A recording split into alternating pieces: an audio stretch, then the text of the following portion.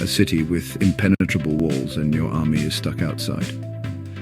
This was the dilemma faced by the Greeks during the Trojan War.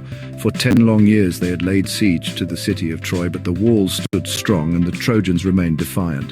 The Greeks were desperate for a breakthrough, and their frustration grew with each passing day. They needed a plan that would outsmart their enemies, something that would bypass the formidable defenses of Troy. The answer came in the form of an ingenious and audacious idea that would go down in history as one of the greatest deceptions ever conceived. You think outside the box, or in this case, a giant wooden horse. The Greeks decided to construct an enormous wooden horse, a structure so large that it could house a select group of their finest warriors. This was no ordinary horse. It was a masterpiece of ancient engineering and craftsmanship. The Greeks poured all their skill and ingenuity into building this colossal structure, knowing that their very survival depended on its success. The horse was designed to be both imposing and inviting, a gift that the Trojans would find irresistible. After a brutal 10-year siege of Troy, the Greeks came up with a plan so clever it's still famous today: the Trojan horse. This plan was born out of sheer desperation and brilliance. The Greeks knew that brute force alone would not win them the war. They needed to rely on cunning and strategy. The Trojan horse was a symbol of their ingenuity, a testament to their ability to think beyond conventional warfare. It was a gamble, but one that they were willing to take, for the stakes were nothing less than the fate of their civilization. The Greeks built a massive wooden horse, hollowed it out, and hid their best warriors inside. These warriors were hand-picked for their bravery and skill, the elite of the Greek army. They knew that their mission was fraught with danger, but they were prepared to risk everything for the chance to bring down Troy. The horse was meticulously crafted to ensure that it could conceal the warriors without arousing suspicion. Every detail was carefully considered, from the size of the horse to the placement of the hidden compartment.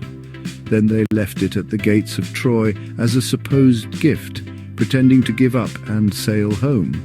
The Greeks staged an elaborate ruse, making it appear as though they had abandoned the siege and returned to their homeland. They burned their tents, dismantled their camp, and set sail, leaving the wooden horse behind as a token of their surrender. The Trojans, weary from years of conflict, were eager to believe that their enemies had finally given up. They saw the horse as a symbol of their victory, a tribute to their resilience and strength. The Trojans, thinking they'd won, brought the horse inside the city walls. They celebrated their triumph with feasts and revelry, confident that the war was over. The horse was paraded through the streets of Troy, a trophy of their hard-fought victory. Little did they know that their greatest threat was now within their own walls. The Greeks had counted on the Trojans' pride and complacency, and their gamble paid off. The horse was brought into the heart of the city, where it stood as a silent sentinel, waiting for the right moment to strike.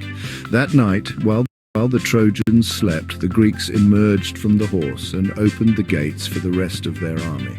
Under the cover of darkness, the hidden warriors slipped out of the horse and made their way to the city gates. They overpowered the guards and threw open the gates, allowing the Greek army to pour into the city. The Trojans, caught off guard and unprepared, were quickly overwhelmed. The city that had withstood a decade of siege fell in a single night, brought down by a clever ruse and the element of surprise. And just like that, Troy fell. The once mighty city was reduced to ruins, its walls breached and its people defeated. The Greeks had achieved their long-sought victory, not through brute force, but through cunning and deception. The fall of Troy became a legendary tale, a story of how intelligence and strategy can triumph over sheer strength. It was a lesson that would be remembered for generations, a reminder of the power of the human mind. The Trojan horse became a symbol of deception, showing how sometimes the best weapons aren't swords or shields, but wits. What do you think? The story of the Trojan horse has endured through the ages, a testament to the timeless nature of human ingenuity. It serves as a cautionary tale, a reminder that appearances can be deceiving and that the most formidable adversaries are often those who can outthink their opponents. The legacy of the Trojan horse continues to inspire and intrigue a symbol of the enduring power of cleverness and strategy. Could the Trojan horse happen today? In a world where technology and warfare have evolved beyond recognition, the principles of deception and strategy remain as relevant as ever. Modern conflicts are often won not just on the battlefield, but in the minds of those who plan and execute them. The story of the Trojan horse reminds us that the most effective weapons are those that can outsmart and outmaneuver the enemy. As we look to the future, we must remember the lessons of the past and continue to value the power of ingenuity and cunning in overcoming the challenges we face.